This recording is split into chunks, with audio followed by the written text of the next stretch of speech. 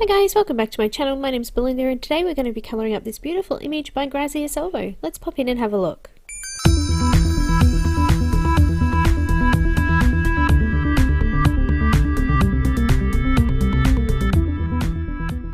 Welcome back to my channel guys. I am going to be colouring up this beautiful image by Grazia Salvo. It's from her Women of Flowers book.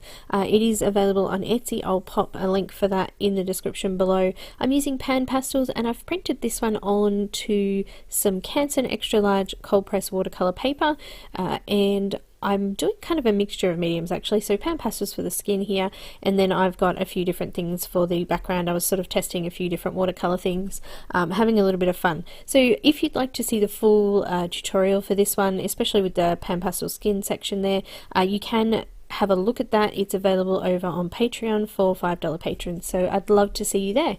If you have any questions, please don't hesitate to ask. You can contact me via email, Facebook, Twitter, Instagram, all of those. And don't forget to subscribe if you haven't already, and click on the little bell if you'd like notifications when I upload new videos. So guys, I'm going to sit back and let you guys listen to some nice music and watch the rest of the colouring. Thanks again for watching.